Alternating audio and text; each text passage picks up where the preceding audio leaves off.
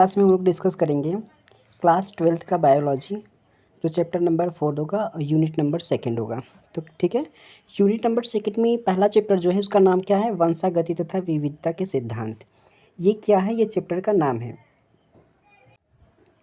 तो आज हम इसी के बारे में क्या करते हैं, डिस्कशन करते हैं कि वंशागत तथा विविधता के सिद्धांत क्या है। प्रिंसिपल इनहेरिटेंस एंड वेरिएशन, ये क्या है? ये इसको इंग्लिश में कहते हैं। तो चलिए, इसमें सबसे पहली हेडिंग ये रहेगी, आनुवंशिकी विज्ञान किसे कहते हैं। तो अगर हम इसकी डेफिनेशन की बात करें तो इसमें बताएंगे, जीव विज्ञान की वह शाखा जिसके अंतर्गत क्या करते हैं, तो जिसके अंतर्गत विविधताओं का आनुवंशिक, जिसके अंतर्गत वंशागति तथा विविधताओं का क्या किया जाता है, अध्ययन किया जाता है, उसे क्या कहते हैं? उसे आनुवंशिकी विज्ञान कहलाता है। मतलब कि यह विज्ञान की ऐसी शाखा है जिसके अंतर्गत हम क्या करते हैं, वंशागति का, किसका? वंशागति का तथा विविधता का क्या करते हैं, तो विविधता का अध्ययन करते हैं। तो उसे क्या कहते हैं? उसे आनुवंशिकी विज्ञान कहते हैं। ठीक है, अब हम आगे बात करेंगे आनुवंशिकी लक्षण क्या है। तो आनुवंशिकी लक्षण के बारे में अगर बात करें तो आनुवंशिकी लक्षण किसे कहते हैं? तो जीवों का वह लक्षण या जीवों में वे लक्षण जो क्या होते हैं, वो एक पीढ़ी से दूसरे पीढ़ी में स्थानांतरित हो या जाते हैं, उसे क्या कहते हैं? आनुवंशिकी लक्षण कहते हैं। और इस प्रक्रिया को क्या कहते हैं? तो इस प्रक्रिया को आनुवंशिकता कहते हैं। मतलब जीवों में वे लक्षण जो एक पीढ़ी से दूसरे पीढ़ी में क्या होता है, तो एक पीढ़ी से दूसरे पीढ़ी में जाता है, उसे क्या कहते हैं? आनुवंशिकी लक्षण कहते हैं। और ये जो प्रक्रिया हो रही है, इस प्रक्रिया को क्या कहते हैं? तो इस प्रक्रिया को आनुवंशिकता कहते हैं। ठीक है, अब हम बात करेंगे इसके अगले टर्म्स के बारे में। तो आनुवंशिकी जो शब्द है, अगर आनुवंशिकी शब्द के बारे में बात करें, आनुवंशिकी शब्द किसने किया था? तो आनुवंशिकी शब्द का प्रयोग डब्ल्यू वेटसन नामक वैज्ञानिक ने 1986 में किया था। ठीक है, अब आपसे पूछा जाए कि बताइए आनुवंशिकी शब्द किसने प्रयोग किया था, या आनुवंशिकी शब्द किस वैज्ञानिक ने दिया था? तो कौन दिया था? डब्ल्यू वेटसन नामक वैज्ञानिक ने दिया था। ठीक है, अब इसके नेक्स्ट पॉइंट में बात करेंगे आनुवंशिकी के जो जनक है या आनुवंशिकी के जो पिता है, किसे कहा जाता है? तो आनुवंशिकी के पिता ग्रेगर जन मेंडल को कहा जाता है। किसे कहा जाता है? ग्रेगर जन मेंडल को कहा जाता है। बहुत इंपॉर्टेंट ये टॉपिक है ये।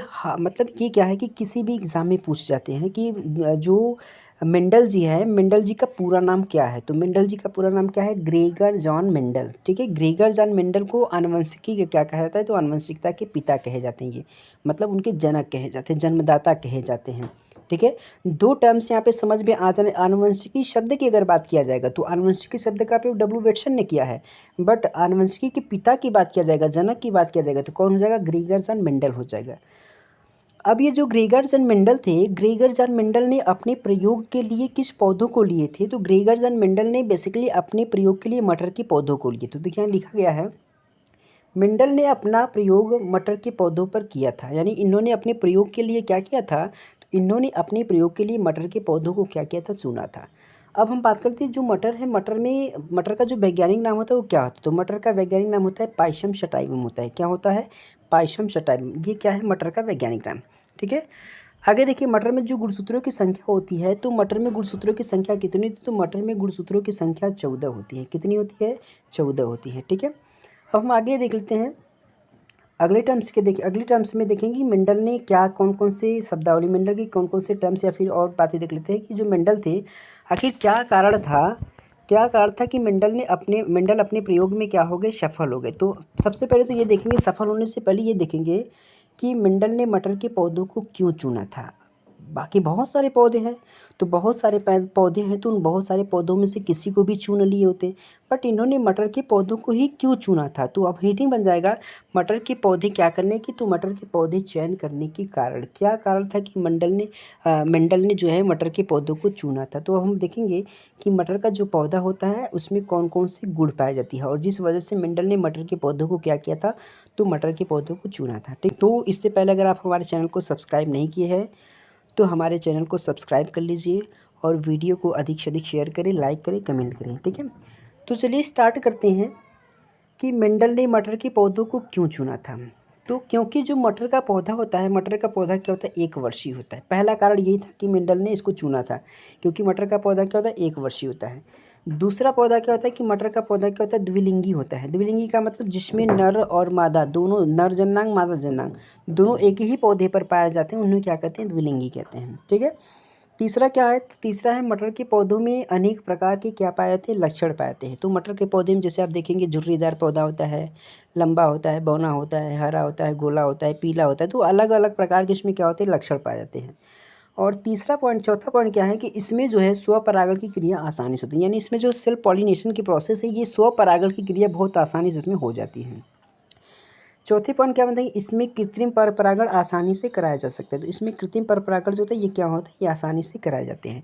तो यही सब कारण थे कि मेंडल ने मटर के पौधों को क्या किया था, तो मटर के पौधों को चुना था। अब हम ये देखें कि मेंडल ने आखिर मेंडल के सफल होने के कारण क्या है, मेंडल क्यों सफल हो गए। तो मेंडल के सफल होने की जो कारण है वो क्या है, निम्नलिखित है। पहला क्या है, मेंडल ने एक बार में एक ही लक्षणों को लेकर के क्या कराया था, वंशागत का अध्ययन किया था। मतलब मेंडल ने एक बार में, मतलब जब वो अपने एक्सपेरिमेंट करते तो वो एक बार में सिर्फ एक ही लक्षणों का लेकर के वंशागत कराते थे। ऐसा नहीं कि एक बार में वो कई सारे लक्षण को लेकर कराते थे, एक बार में वो एक ही लक्षणों को लेकर क्या करते थे, वंशागत कराते थे। ठीक।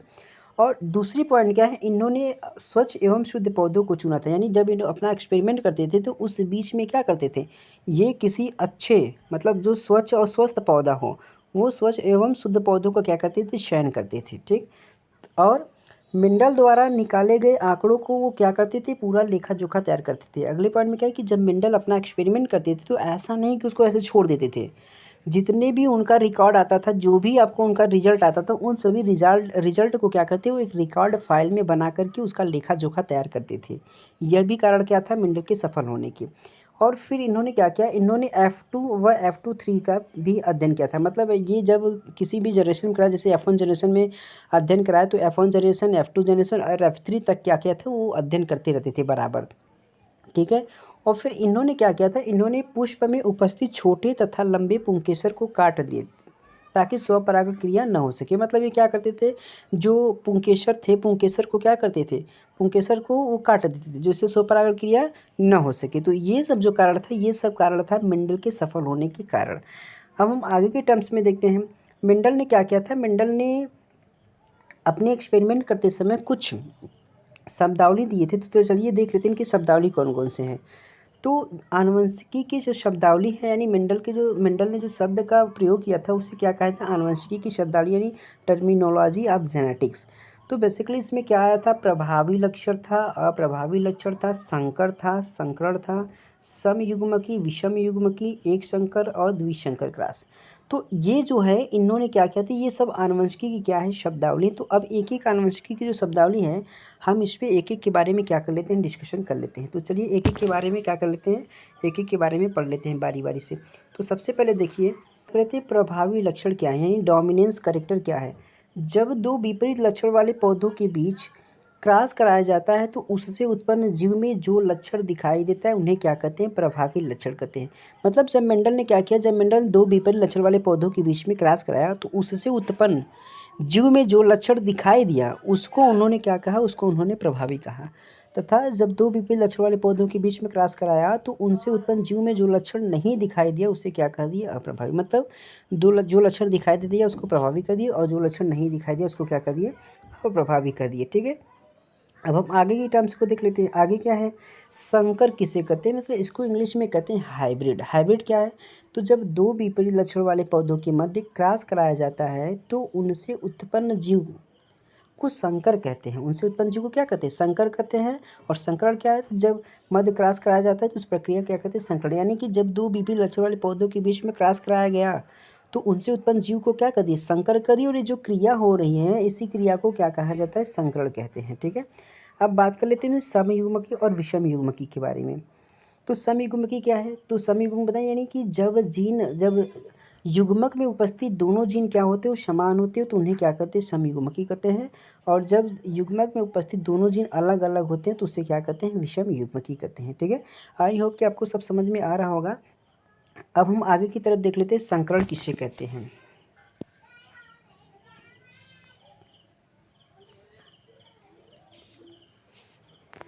संकरण की बात करें तो जब एक लक्षण के मध्य क्या होता है, जब एक ही लक्षणों को लेकर के क्रॉस कराया जाता है तब उसे एक संकर क्रॉस कहते हैं। और यही चीज़ जब दो लक्षणों के मध्य में लेकर क्रॉस कराया जाता है तब उसे क्या कहते हैं, उन्हें द्विसंकर क्रॉस कहते हैं। ठीक है, अब देख लेते हैं जीनोटाइप तथा फिनोटाइप क्या है। जीनोटाइप का मतलब जब जीनों का क्या करते हैं, जब जीनों का अध्ययन करते हैं तो उसे क्या कहते हैं, जीनोटाइप कहते हैं।